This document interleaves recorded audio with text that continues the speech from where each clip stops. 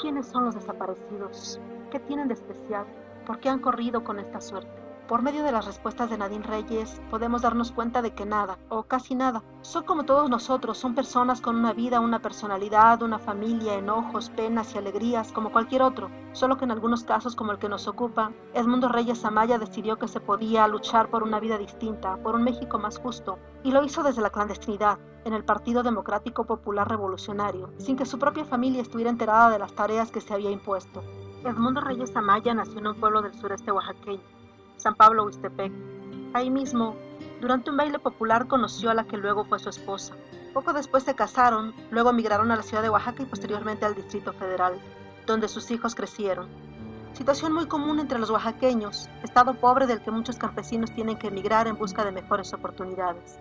Pero, a pesar de vivir en la gran capital, como todas las mujeres campesinas, acostumbradas a preparar sus tortillas hechas a mano, la esposa de Gabriel también las preparaba diariamente para la comida, según recuerda Nadine, quien ayudaba a su mamá en este proceso con tal de agradar a su padre. Yo le pedí a mi mamá que me dejara siempre masa para hacerle tortillas a mi papá. Pues estaba yo chiquita, tenía yo como creo que 5 años, ¿no? 4 o 5 años, no me acuerdo. Que yo muy emocionada siempre con mi bolita de masa hacía mis tortillas y las ponía ahí, ¿no? En el comal. Pues las dejaba ahí según yo que se cocieran y todo esto. Pero pues sí las tortillas ahí terminaban todas pues, mal hechas, ¿no? Todas duras, unas crudas, otras quemadas. Pero pues bueno, ¿no? Yo según emocionada le hacía sus tortillas a mi papá. Y bueno, ya a la hora de la comida pues se las daba ahí, ¿no? Según sus tortillas para que comiera. Pues mi papá pues muy forma pues muy sí, amable, cariñosa, pues él se las comía, ¿no? Aún como supieran, como estuvieran, pues él siempre decía que estaban muy ricas y hacía sus gestos de que aparentemente de que le gustaban, ¿no? Para también hacerme sentir bien a mí de que le preparaba sus tortillas, ¿no? Él se mostraba, ¿no? Cariñoso y dejaba como de lado ese carácter aparentemente de serio y como riguroso que tenía.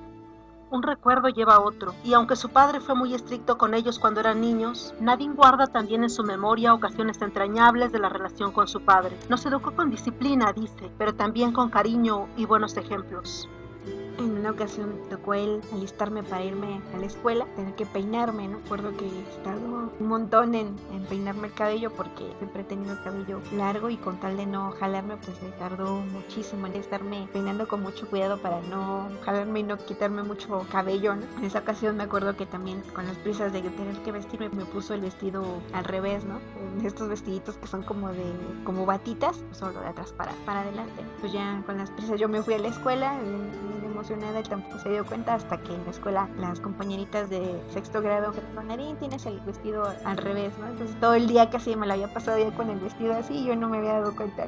Ya cuando regresé a la casa pues sí le dije, papá, me pusiste el vestido al revés, ¿no? Entonces él pues empezó a reír, me dice, ¿a poco? Me dice, pero no, es que no me había dado cuenta, hija, me dice, discúlpame, pero ya, ¿no? Pasó. Es que recuerdo también mi papá que a pesar de que sí nos educó con cierta disciplina, rigor, tenía este lado, ¿no? Cariñoso, atento. Por ejemplo, con la nieta, ¿no? Como que sí rompió todo ese esquema de aparente seriedad y como mucha rigurosidad. Fue muy sensible, muy cariñoso. Influía mucho en mi sobrina porque sí lo buscaba mucho para que le leyera los cuentos, para que se tomara el tiempo de sentarse a dibujar con él y de alguna manera era su forma también de irla educando, ¿no? Con la nieta sí se volvía loco, como dicen, ¿no? Los abuelitos luego cambian con los nietos, todo lo que hacen luego los abuelos que nosotros decíamos, no, mi papá no lo va a hacer, pues con la nieta sí también lo hacía, ¿no? Algo de lo que me estoy acordando es que también había un vecinito pequeño, igual como de 3 años, se llamaba Leonardo y este niño llegó a tener mucha empatía con mi papá. Mi papá pues como te comentaba siempre le gustaba leer mucho, ¿no? Entonces el niñito solía ir mucho a la casa por mí porque también a mí me gustaba mucho jugar con el niño, pero el niño empezó también como que a ver mucho que mi papá leía, que estaba sentado. Entonces llegó un momento en el que el niño también se sentaba, su papá le decía, ¿quieres leer un cuento? Y el niño pues le decía que sí, pues daba los cuentos, empezaba a leer al niño, le empezaba a enseñar ahí las vocales. Entonces el niño se empezaba a motivar, le empezó a gustar eso. Y llegó un momento en el que nosotros decimos el niño lo bautizó como el señor Libos, ¿no? Porque no podía hablar, pero llegaba cuando quería buscar a mi papá, tocaba en la puerta y empezaba a gritar, señor Libos, señor Libos. Porque a él así lo identificaba, ¿no? Que era el señor de los libros que le leía los cuentos y le empezaba a enseñar. Este niño ahorita ya es un niño grande y el recuerdo que tiene, yo la última vez que lo vi era ese, ¿no? Que era el señor Libos, el señor de los libros que le leía, que le dedicaba tiempo para poder convivir con él, ¿no? Al hablar de estos recuerdos, de pronto Nadine se turba, duda, no sabe cómo seguir, se sorprende usando verbos en pasado al referirse a su padre. Era, tenía, le gustaba, y se detiene. Le da coraje, se le quiebra la voz y algo dentro de ella se revela. No es posible que ella misma con sus palabras esté matando a su padre o condenándolo solo al recuerdo. Pero, ¿cómo hablar? ¿Cómo referirse a una persona de la que no se tiene certeza dónde está? Si está viva o está muerta. Sí, es difícil porque a veces no sabes cómo referirte, ¿no? A si es o era, y incluso en la misma forma de hablar yo de repente digo era, tenía, y yo cuando me acuerdo como que me da coraje porque también todo eso también te van quitando, ¿no? Ese sentido de ya no saber cómo referirte a una persona que no está, pero que tampoco está muerta porque no tenemos la certeza, no tenemos su cuerpo ni nada, pero también todo eso te arrebata, ¿no? Y también me da coraje también conmigo misma porque yo digo, mi papá no está muerto, pero cuando hablas, o yo cuando hablo a veces me refiero al tenía, era, ¿no? Como si él ya no estuviera, pero que es también por esta misma situación de todo el tiempo que nos han quitado su presencia, ¿no? El hecho de que él esté desaparecido también a veces te implica esa situación de no saber también cómo referirte a él, pero que sin duda yo sí tengo esa esperanza de que él está vivo, pero también me da coraje a veces de que en la misma forma en como me refiero a él también es como si estuviera en tiempo pasado, como si él ya no estuviera, como si ya no fuera a estar, pero yo sí tengo esa experiencia y creo y siento que sí va a llegar el momento en el que yo lo voy a volver a ver. Eso es lo que siento. Transitar por estos 6 años de constante lucha para dar con el paradero de su padre no han sido fáciles. Su abuela y Margarita Cruz han sido fundamentales para sobrellevar este proceso desesperante y angustioso a ratos. En Margarita, Nadine Reyes ha encontrado un apoyo, una hermana. Ha sido difícil, desafortunadamente nuestras familias de sangre nos han dado la espalda porque han sentido miedo. Luego hemos podido encontrarnos en nosotras como compañeras ahorita de lucha, nosotros somos hermanas de lucha, con la que hemos podido encontrar fortaleza y solidaridad, apoyo, cosas que no hemos podido encontrar en nuestras mismas familias. Y eso también es algo de lo bueno dentro de todo lo malo que hemos pasado durante estos 6 años. Cuando yo siento que ya me caigo, ella me levanta y a la vez yo a ella, ¿no? Entonces son procesos también que se van construyendo desafortunadamente pues con esta situación de angustia, ¿no? De dolor, de desesperación, pero que también nos permite ver esa parte que podemos encontrar entre personas que han pasado por lo mismo, por este mismo dolor, cómo te puedes identificar más, ¿no? Que con tu propia familia. Su abuela fue la primera que, contra todo el temor que despertó el hecho entre sus familiares, un día decidió salir y denunciar la desaparición de su hijo, e incluso llamó cobardes a sus demás hijos y dijo que si Edmundo había salido valiente era por ella, porque toda su familia estaba temerosa de las repercusiones que su detención y desaparición podría significar para ellos. Algo que sigue hasta la fecha. Personas que en todo momento contaron con el hermano, el primo, el tío o el cuñado, salvo contadas excepciones, le han dado la espalda a Nadine en este duro proceso. Toda la fortaleza también que he encontrado para poder seguir también con todo este proceso ha sido también pues parte de la enseñanza de mi abuela, una mujer muy aguerrida, muy valiente, que también ante la situación de la desaparición de su hijo, ella fue de las primeras que empezó a hacer la denuncia de la desaparición de mi papá en Oaxaca. También ella con todo, aún así su enfermedad, con todo el dolor que eso le causó, y todo el miedo también de los demás familiares, de los demás hijos que no querían que mi abuelita denunciara. Ella dejó todo eso y dijo, es mi hijo y es un luchador, es un revolucionario y yo voy a denunciar. Entonces es algo que ha sido doloroso, que el hecho de recordar a mi abuela que ya no está, también es lo que me aferra a mí también seguir luchando, porque ella no perdía la esperanza de volver a ver a su hijo. Y también el coraje que ella tuvo también para enseñarme que tenía que salir y denunciar también que mi papá estaba desaparecido, es lo que me ha ayudado también. Algo en lo que ella al final se aferró mucho y pues, fue a la religión. Al final, cuando ella ya falleció, pude ver en su altar que ella tenía, pues las figuras de los niños Dios que ella tenía, con la foto en su cinturoncito de la ropa de niño Dios, pues las fotos de mi papá, ¿no? Que ella, apegada a su fe, pues todos los días rezaba por él y todos los días pedía por él, ¿no? Y era su manera de sentirse fortalecida, ¿no? Ella así creía en la religión. Fue muy fuerte porque nunca conmigo no lloraba, pero obviamente ella en sus momentos de soledad, pues sí me extrañaba. Tanto la muerte de mi abuela como la muerte de mi abuelo fueron precisamente por todo el estrés, toda la angustia y la preocupación de no saber de su hijo, y que también son de las cosas que a uno le provoca mucho coraje y mucha indignación de ver cómo van pasando tantas cosas, ¿no? O sea, que hayan privado también a mis abuelos de ese derecho de estar con su hijo.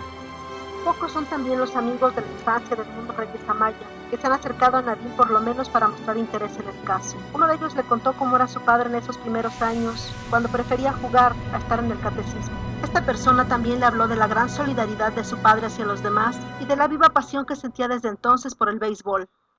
Algunas de las cosas que me han podido compartir sus compañeros, ¿no? De cómo era mi papá cuando era niño, pues que era muy travieso, muy inquieto, ¿no? Mis abuelos siempre fueron muy creyentes, ¿no? Católicos, y bueno, pues trataron de inculcarles mucho eso también a sus hijos. A mi papá de pequeño trataron de meter mucho la cuestión del catecismo y todo esto.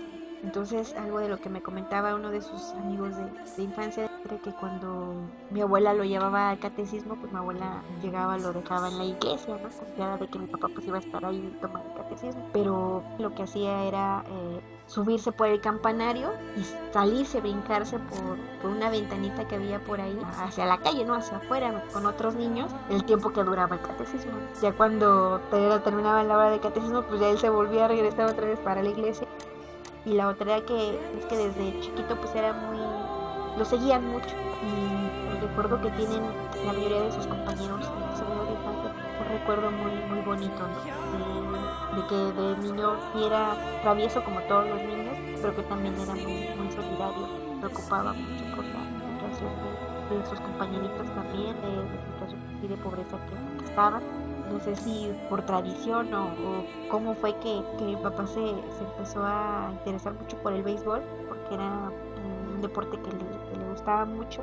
En una ocasión le permitieron ganar algunos campeonatos ahí locales, regionales con su equipo en Oaxaca. Era algo que incluso hacia los sobrinos y hacia, en este caso, a mi hermano, también como que le inculcaba mucho, ¿no? Porque también después cuando los sobrinos crecieron, también trataron de formar equipos de béisbol con los sobrinos, ¿no? Pero fue uno de los deportes que más le apasionaban y le gustaban. Mucho tiempo después de que él ya no jugaba, todavía teníamos esa costumbre de ir con él a ver los partidos de béisbol, ¿no? Aquí en la ciudad. Por la situación de pobreza que vivió en su infancia, Edmundo Reyes Amaya no pudo terminar ni siquiera la primaria, pero su gran afán por aprender lo llevó a ser autodidacta, situación que le permitió apoyar muy de cerca a Nadine al hacer su tesis.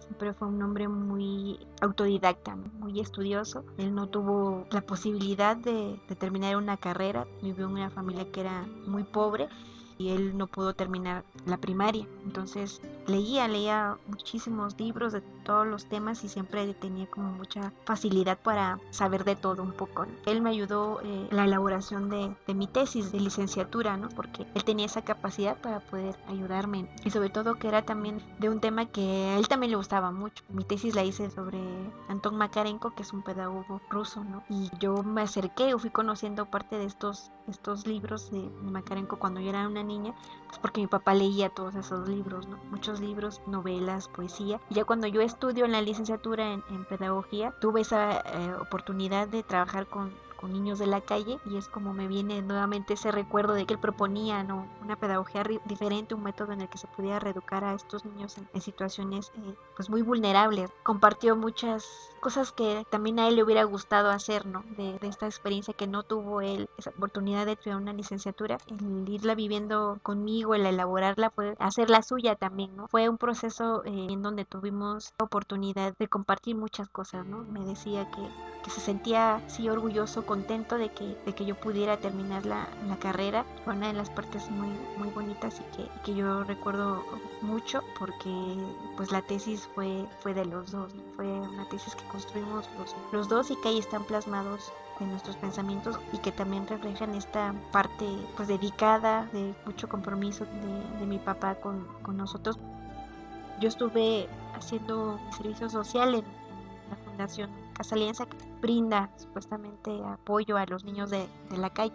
Me tocó enfrentarme a los formalismos y la negativa de las querer innovar y hacer cosas diferentes con los niños, ¿no? Y en ese proceso también estuvo muy de cerca mi papá, ¿no? Yo empecé a hacerme tan mío los problemas de los niños, en este querer ayudarlos, y no me gustaba, ¿no?, que la institución los viera como una situación de obtener algo a cambio, ¿no? Que pues entre más niños tuviera la fundación era más recursos. Entonces, más que tratarlos de querer ayudar, de reeducarlos, pues se veía nada más como una cuestión asistencialista para los niños. Yo quise meter propuestas que en verdad ayudaran a los niños, pues llegó como una cuestión de frustración. Pues mi papá estuvo cercano para hacerme entender muchas cosas, ¿no?, que no era tan fácil, que era más estructural, no era nada más la fundación, se ve una situación sistemática, ¿no? Y gracias también a sus consejos fue como pude aprender a enfrentar esa situación y empezar a soltar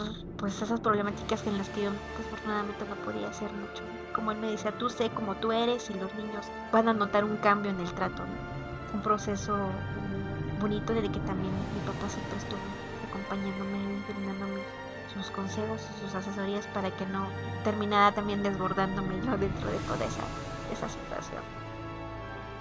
Vivencias, recuerdos, angustias compartidas, esperanzas, pero ¿cuánto tiempo se puede buscar un desaparecido? ¿Cuánto puede esperar la familia? ¿Hasta dónde puede aguantar? La vida de Nadine no ha sido fácil desde que comenzó esta búsqueda. Tuvo que dejar su vida cotidiana, el trabajo, todo, para salir y dar la cara por su padre. En estos 6 años, además del acoso, más evidente en un principio por parte de las autoridades, y la continua vigilancia a la que se les ha sometido como familiares de los desaparecidos, su situación económica y la de su madre ha sido muy difícil. Su hermano es el único sostén familiar. Ella no puede tener un trabajo estable. Por las distintas actividades que se ha impuesto para dar con el paradero de su padre, no puede llevar una vida normal. Sin embargo, dice, mientras mi padre no aparezca, yo no me veo haciendo otra cosa. Aunque a veces la desesperación le gana, cuando se enfrenta al desgaste que significa ir a una diligencia que se advierte como montaje y que no aporta nada nuevo a la investigación. También le angustia saber de casos como el de Rosario Ibarra, que lleva prácticamente toda su vida buscando noticias de su hijo, sin obtener respuestas aún. Durante casi 6 años ya de que lleva desaparecido mi papá, 6 años difíciles, nos hemos enfrentado a la falta de voluntad política del gobierno por en verdad hacer las investigaciones y dar con el paradero de nuestros familiares. Se ha visto una insistencia también por tratar de orillarnos a que demos por muertos a mi papá y a su compañero. El gobierno ha filtrado información, ha sacado notas periodísticas en donde se presume que mi papá y su compañero ya están muertos, ¿no? Una de las experiencias pues más difíciles que hemos tenido, compañera Margarita como yo, ha sido el someternos a estos procesos, ¿no?, de exhumación de cuerpos con la mentira por parte del Estado, ¿no?, que han hecho ver que las investigaciones que ellos realizan son verídicas y que podría dar con el paradero de nuestros familiares, y nosotros pues causó mucha angustia y también incertidumbre. Te llega mucho, te lastima mucho. Precisamente hace un año, principios de mayo, en 2012, el gobierno nos notificó que tenía información de que se podía localizar el cuerpo de mi papá, que había muchísimas probabilidades de que fuera él, y aprovechándose del dolor pues, de nosotros como familiares, pues también se jugó con esa información. Nosotros aceptamos hacer todo ese proceso y lamentablemente nos volvió a confirmar que efectivamente el Estado es perverso y que juega con el dolor y con la desesperación de los familiares, porque nos sometimos a esa terrible experiencia de exhumar restos que eran de otras personas que ya se encontraban ahí sepultadas, y que también fue un duro golpe para sus familias el tener que otra vez exhumar esos restos para poder ver si debajo de esas tumbas se podía encontrar los restos de mi papá. Al Estado pues poco le importa someternos a nosotros a ese proceso pues que es revictimizante también, que tienen con mucha certeza de que sí se puede encontrar a tu familiar desaparecido, y que en el momento en que te sometes a todo ese proceso te das cuenta de que es una burla, ¿no? Que es todo un show, algo montado que el gobierno hace con la intención precisamente de desgastarte y de que uno deje de buscarlos, ¿no? Y también por otro lado de querer en este caso pues dividir también a nuestras familias, ¿no? En el caso de Margarita, de su familia, con la situación del señor Gabriel, se hablaba de que el cuerpo podría ser de mi padre, pero no nos querían decir nada de qué pasaba también con el señor Gabriel, ¿no? Todo era como estar orientado a querer dividir los casos, cuando nosotros decíamos desaparecieron juntos y ustedes tienen que saber e informarnos qué pasó con ellos. Fue difícil tanto para la familia de Margarita y para mi familia, pero nos deja desafortunadamente esa difícil experiencia de entender que la lógica del Estado es precisamente esa, ¿no? El provocarte una serie de dolor, de angustia, de desesperación, porque su finalidad es precisamente que nosotros demos por terminado todo, ¿no? Que esta situación de desgaste nos lleve a ya dejar de luchar por ellos. Reafirmamos que tenemos razón de no confiar en el Estado, no confiar en las autoridades, algo a lo que se enfrentan también muchas familias ahorita en el país. Muchos de los familiares que tenemos desaparecidos hemos vivido esta situación, y que también es importante denunciar. Nosotros siempre hemos dicho que independientemente de la lucha que ellos llevaran, si para el Estado era legal o no, supuestamente existen leyes para poderlos sancionar. Entonces nosotros decimos, ellos han cometido algún delito, que los juzguen, ¿no? Aquí en México supuestamente está el más peor criminal, le dan un proceso, ¿no? Le permiten llevar un proceso, y decimos por qué en el caso de ellos no, que en su caso tampoco era nosotros decimos, no es un delito de luchar también por los derechos, porque la gente vive de una manera diferente, y que sin embargo a ellos los desaparecen, privándolos de todos sus derechos, de estar expensas de las personas que los desaparecen, porque ellos están en sus manos, o sea, todos sus derechos completamente los violentan. Entonces es muy difícil, y a la vez también darse cuenta que en México pues no existe este supuesto Estado de Derecho, ¿no? Y todos los casos que se han dado de desapariciones en el país pues evidencian esta situación, ¿no? Que es una política que es del Estado, ¿no? Porque no solamente son ellos, son miles los casos, y que en ninguno de ellos tampoco se ha dado respuesta. Se sigue manteniendo esa impunidad, no se les encuentra, no se castiga tampoco a los responsables, y eso ya es síntoma de que efectivamente no es algo aislado, ¿no? Una política que ha venido cometiéndose de manera recurrente, y que pues que sí es necesario seguir denunciando.